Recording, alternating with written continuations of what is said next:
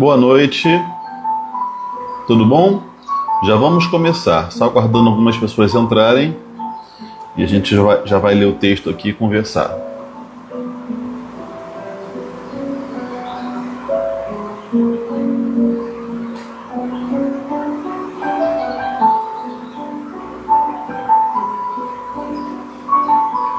Olá, Misa, tudo bem, querida? Atrasamos alguns minutinhos, mas estamos aqui. Olá, Érica. Desculpem pela demora. O tempo passou rápido aqui na minha organização pré-live. Olá.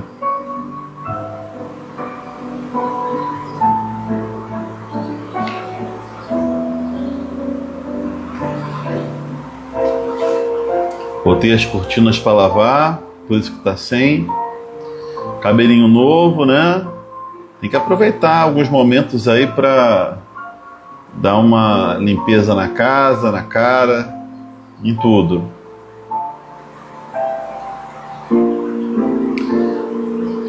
Vamos começar?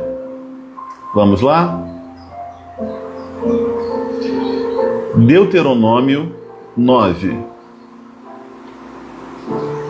Ouça, Israel, agora você vai atravessar o Jordão para entrar na terra e conquistar nações maiores e mais poderosas do que você, as quais têm cidades grandes, com muros que vão até o céu.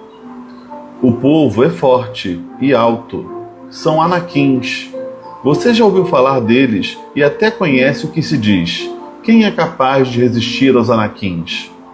Esteja hoje certo de que o Senhor, o seu Deus, Ele mesmo, vai adiante de você como fogo consumidor. Ele os exterminará e os subjugará diante de você.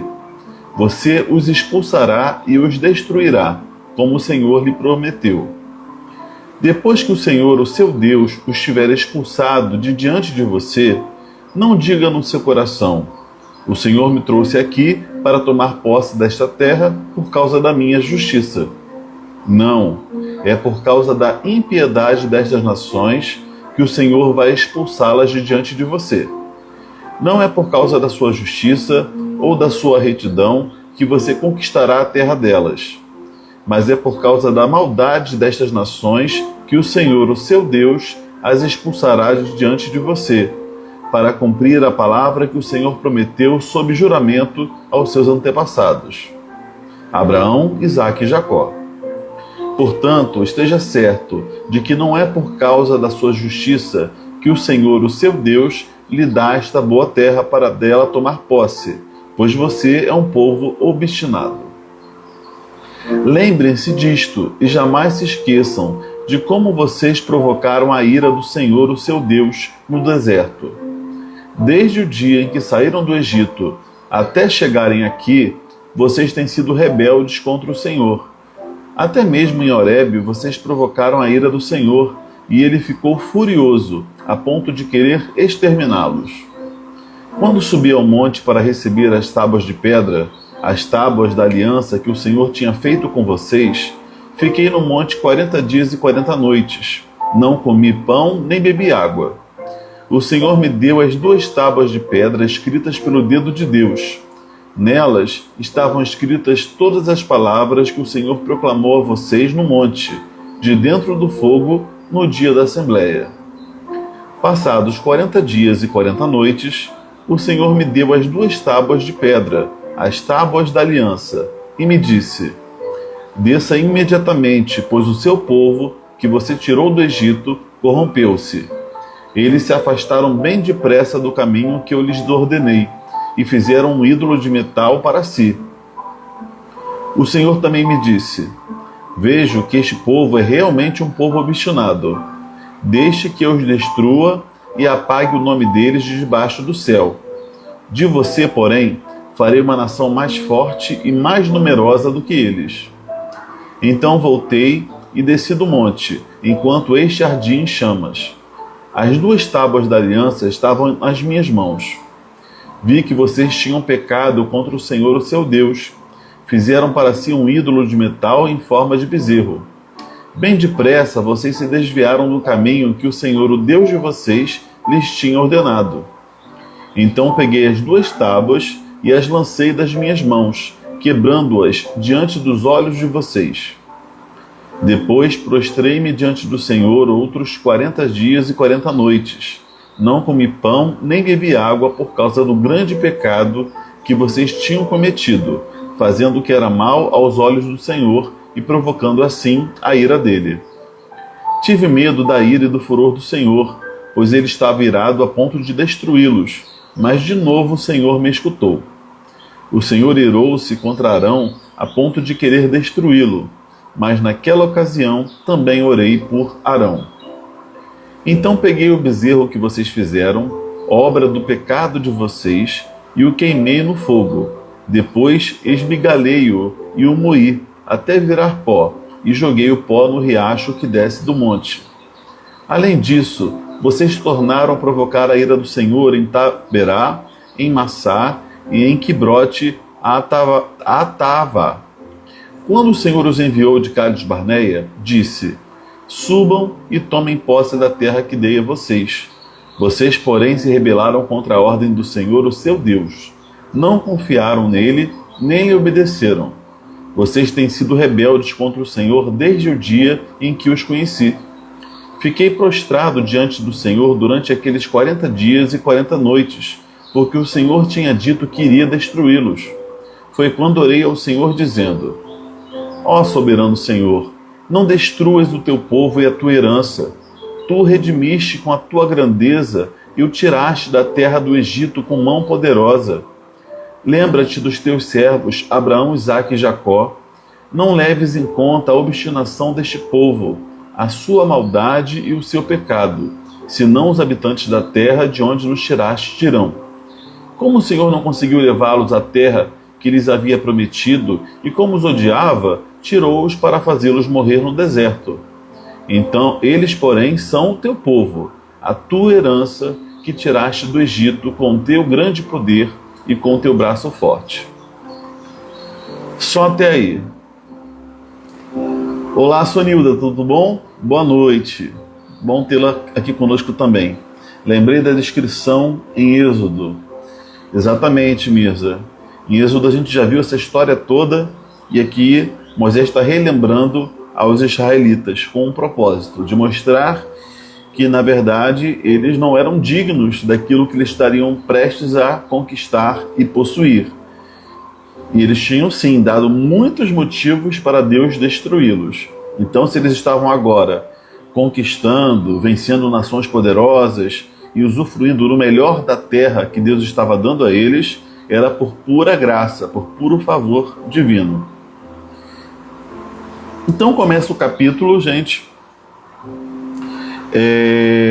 falando de que eles estavam prestes a possuir a terra, conquistar, teriam vitória sobre nações muito poderosas, nações inclusive habitadas por Enaquins ou Anaquins, que são uma raça de pessoas de estatura muito elevada, a gente poderia até falar de gigantes. E mesmo diante desse desafio, o Senhor era com eles, eles obteriam vitória, mas eles deveriam reconhecer algumas coisas. Não era simplesmente obter a vitória, desfrutar da vitória e esquecer do Senhor. Não era simplesmente obter a vitória e o seu coração se corromper por conta do poder, da riqueza e das bênçãos dessa vitória. Eles precisavam manter fiéis os seus corações a Deus. E Deus queria isso, queria abençoá-los, queria dar a vitória, mas queria que eles permanecessem obedientes. Senão tudo que sobreviesse às nações a quem eles derrotariam, acabaria sobrevindo sobre eles também. E Deus não queria isso. Antes de eu continuar, gente, me digam se o som de fundo está muito alto. Eu sei que esse microfone aqui, ele isola bastante a voz, mas como eu acho que está um pouquinho alto o som, pelo menos nos meus ouvidos, eu não sei como é que está para vocês. Vocês podem me dar esse feedback? Se tiver muito alto, eu abaixo. Enquanto isso, deixa eu colocar o meu celular aqui no não perturbe, que eu esqueci de colocar, para evitar que fiquem me atrapalhando. Tá bom? Ah, que bom então, gente. Graças a Deus. Então vamos continuar. E o que Israel deveria reconhecer? Uma vez entrando na terra, conquistando os territórios, vencendo nações poderosas, o que eles deveriam reconhecer? Primeiro, eles deveriam reconhecer que Deus está dando vitória a eles, não pelos méritos deles, dos israelitas, mas Deus está dando vitória, ou a primeira causa, que é por causa da maldade dessas nações, a quem eles conquistariam. Ou seja, em outras palavras, um dos motivos para Deus dar vitória a Israel não tinha a ver com Israel, mas tinha a ver com o juízo de Deus sobre essas nações que praticavam maldade, que cometiam pecados muito grandes, que faziam o que era mal aos olhos do Senhor. E o pecado nessas cidades, nesses reinos, né, eram tão grandes e tão abomináveis aos olhos de Deus, que Deus permite que eles sofram esse juízo, fazendo com que Israel vença sobre eles. Então, um dos propósitos é o juízo de Deus sobre essas nações. Não tinha a ver com Israel. Show? Isso está no versículo 4. Vamos ver aqui. Versículo 4. Não, é por causa da impiedade, estou lendo o versículo 4, parte B. É por causa da impiedade destas nações que o Senhor vai expulsá-las de diante de você. Então, o primeiro motivo que Deus dá, né, que é colocado aqui, é que a vitória viria por conta do juízo que Deus estava impetrando sobre essas outras nações. O segundo motivo que Israel deveria reconhecer, e que era o motivo para a sua vitória, é por causa da fidelidade do Senhor com os seus antepassados. Isso está no versículo 5. Não é por causa da sua justiça ou da sua retidão que você conquistará a terra delas, mas é por causa da maldade destas nações. Isso eu já falei. O Senhor as expulsará para cumprir a palavra que o Senhor prometeu sob juramento aos seus antepassados, Abraão, Isaque e Jacó. Então, o segundo motivo para Deus dar vitória a Israel era por causa da promessa que o Senhor havia feito a Abraão, Isaque e Jacó, os seus antepassados. Então, a gente vê aqui que não era porque os israelitas eram muito bons, não é porque eles eram fortes, não é nem porque eles serviam a Deus com devoção e com fidelidade, porque isso não é verdade, mas é porque Deus queria usá-los para impetrar a sua justiça, o seu juízo contra as nações ímpias que pecavam gravemente diante do Senhor, e também porque Deus tinha prometido aos seus antepassados abençoá-los. Então, por conta dessa promessa, é que o Senhor iria abençoá-los. Porque se fosse por eles mesmos, por essa geração que estava viva aqui, Deus não teria abençoado, nem pela primeira geração que saiu do Egito, nem pela segunda. Porque todos se mostraram infiéis em diversos momentos. E uma terceira coisa que Israel deveria reconhecer, e que já está sendo falada aqui, mas que é destacada no versículo 6. Portanto, esteja certo de que não é por causa da sua justiça que o Senhor, o seu Deus, lhe dá essa boa terra para dela tomar posse, pois você é um povo obstinado. Em outras palavras, vocês não merecem nada. Vocês não merecem. Não é por causa da justiça de vocês. Pelo contrário, além de não ser por causa da justiça de vocês, vocês são um povo obstinado. Vocês são um povo impiedoso. Um povo que falhou e falha diante de mim. E não mereceria. Pelo contrário, como vai ser mostrado aqui a seguir, eles mereciam o juízo, eles mereciam o castigo, eles mereciam a morte.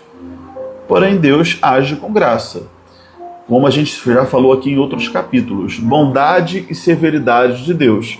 Em alguns momentos, Deus vai agir com justiça, com severidade, punindo os pecadores, até para servir de exemplo para uma parte da população, uma parte do povo.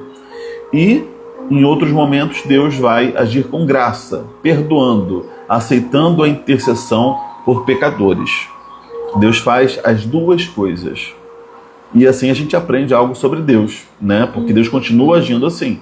Às vezes Deus vai agir com severidade, punindo o pecado, punindo pecadores, e por vezes Deus vai agir com misericórdia, perdoando, né? Mediante a fé, mediante a intercessão, mediante uma graça.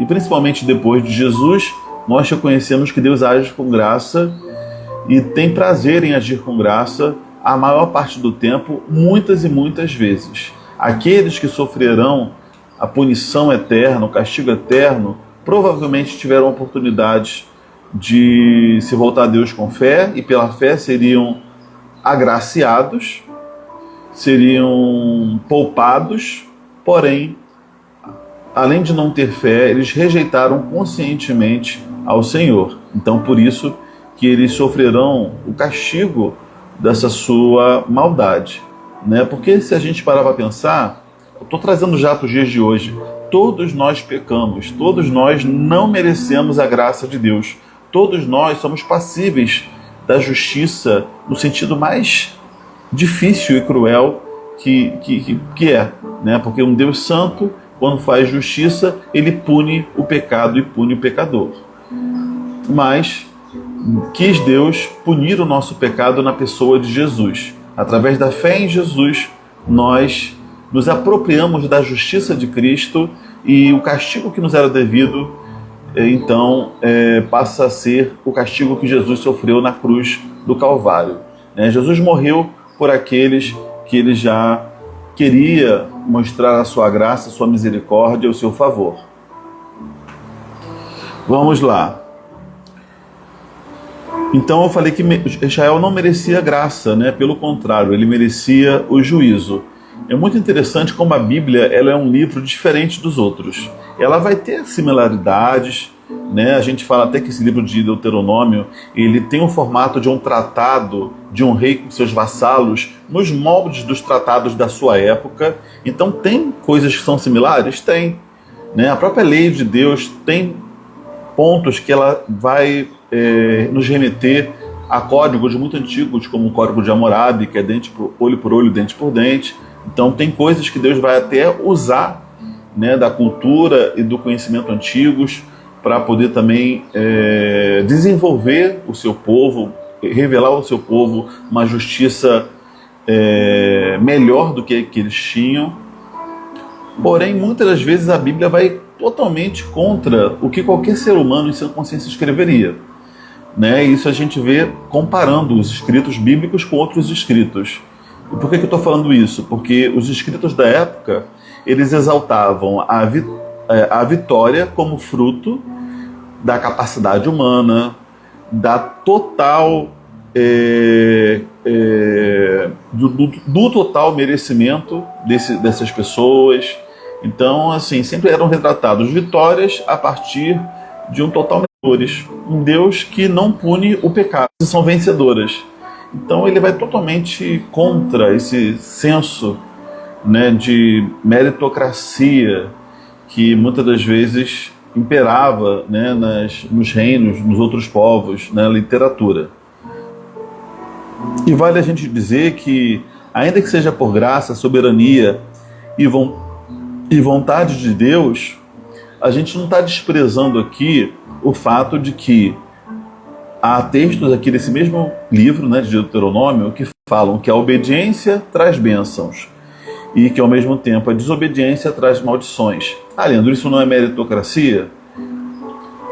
A gente precisa entender o seguinte: quando Deus fala que bênçãos, quer dizer, que obediência traz bênçãos, não é uma questão meramente de merecimento, não é um merecimento absoluto. Ainda que eles estejam colhendo o que plantaram, né, de terem plantado obediência e estarem colhendo obediência, e muitas das vezes a Bíblia vai trazer esse aspecto da meritocracia para muitas coisas, mas em última análise não é por mérito, porque é graça de Deus. Porque se fosse por justiça divina, que é perfeita, ninguém receberia nada, ninguém seria abençoado. Pelo contrário, todos seriam castigados. Então, se Deus ainda dá a oportunidade deles obedecerem e colherem frutos da sua obediência, é por graça. Então, até essa meritocracia que por vezes ocorre, ela, na verdade, ela é por graça. E muitas das vezes também, as bênçãos que decorrem da obediência são consequência natural, né? Você obedece, você vai tomar decisões melhores e você vai colher bênçãos. E também porque há um favor de Deus direcionado àqueles que obedecem, há promessas de Deus para aqueles que obedecem. Porém, em sentido último, não é obediência, não é meritocracia, é graça, né? É graça de Deus. Aqui então no texto vai ser relembrado, gente, o episódio do bezerro de ouro. Que episódio é esse do bezerro de ouro?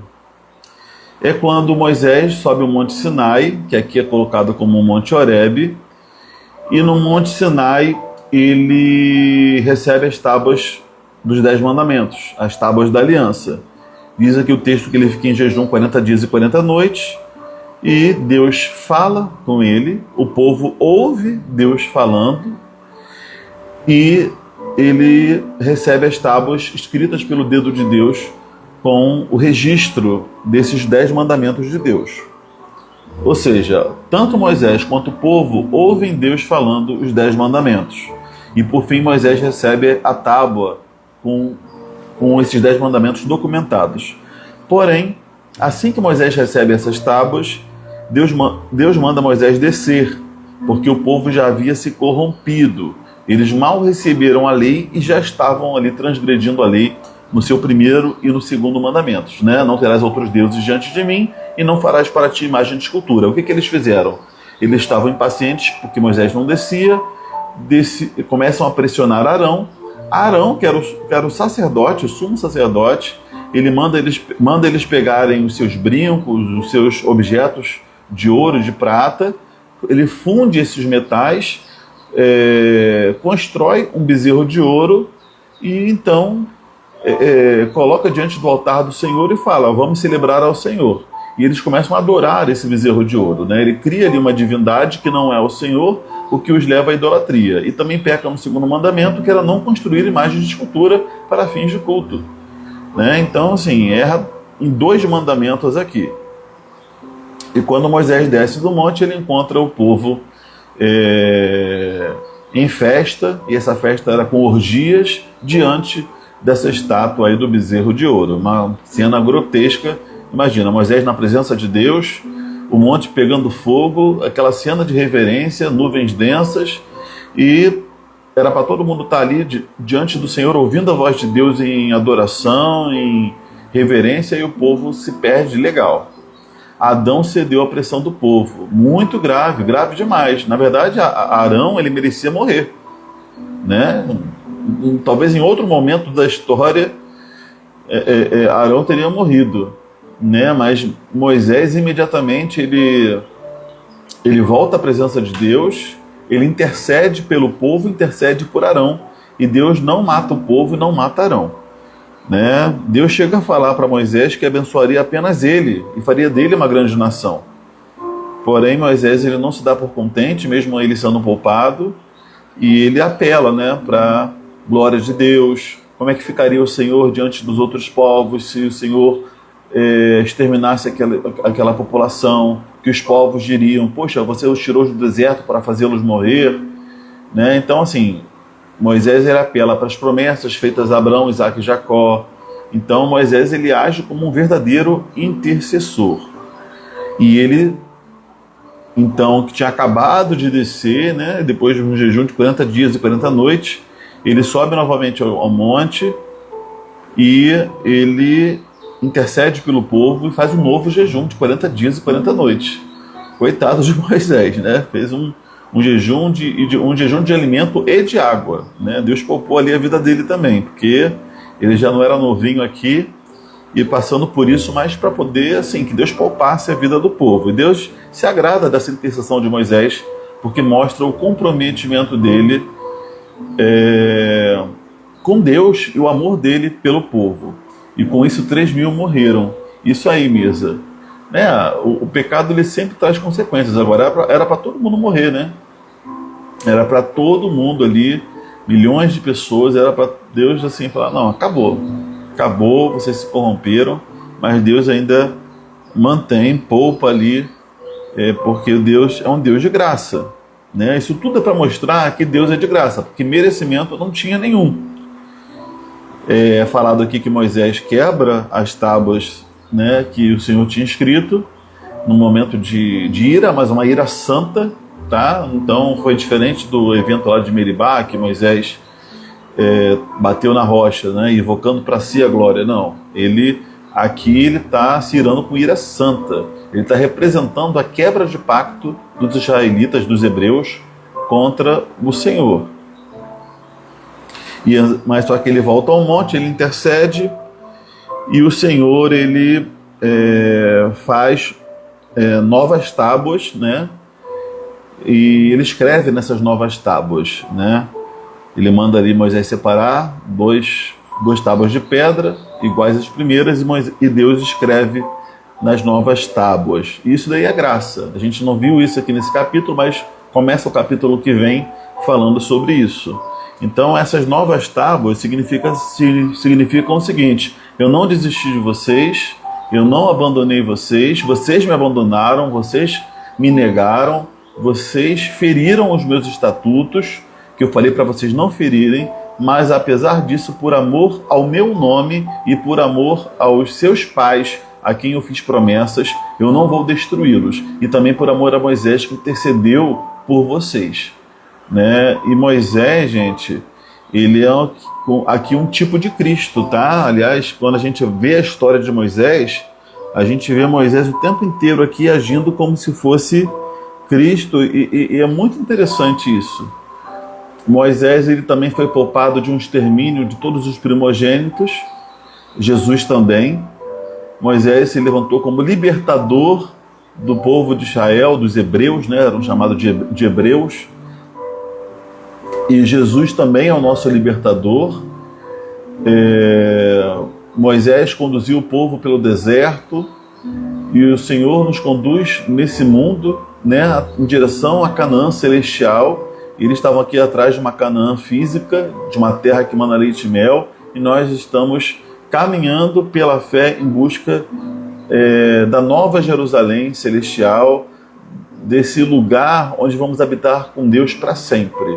Então Moisés ele é um símbolo, né? Quando a gente fala que é um tipo de Cristo, no sentido de ser um símbolo do Cristo que viria, de Jesus, né, que viria. Tem várias similaridades, tá, gente? Tem muitas. Se a gente parar para pensar, pegar aqui, fazer um paralelo entre Moisés e Jesus, a gente vê que a vida toda de Moisés acaba simbolizando vários momentos e várias características de Jesus, né? A Bíblia toda fala de Jesus, é impressionante. A Bíblia inteira fala de Jesus. Depois Moisés ele cita não só essa situação aqui do bezerro de ouro, mas ele cita também outros lugares, outros eventos em que os israelitas pecaram contra o Senhor. Tá? No versículo 24, diz o seguinte, já estou terminando, gente. Fiquei prostrado diante do Senhor... 24.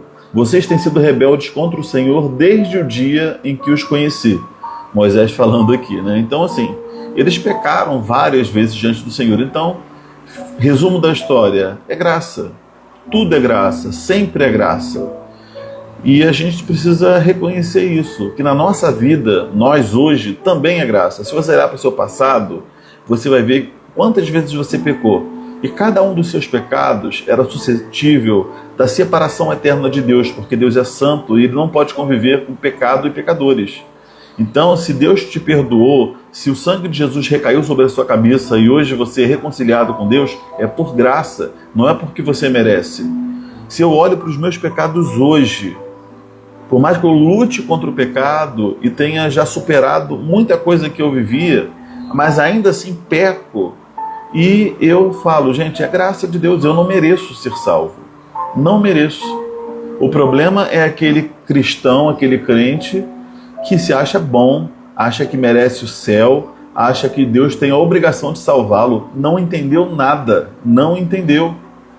Primeiro, somos filhos de Adão, somos descendentes de Adão, somos da mesma raça de Adão. Adão caiu, toda a raça humana foi condenada. Primeiro ponto.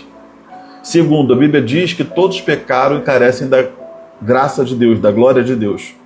Todos pecamos, todos erramos, né? E a gente, sempre que se depara com essa constatação de que somos pecadores, nós vemos que, na verdade, é a graça de Deus que nos sustenta.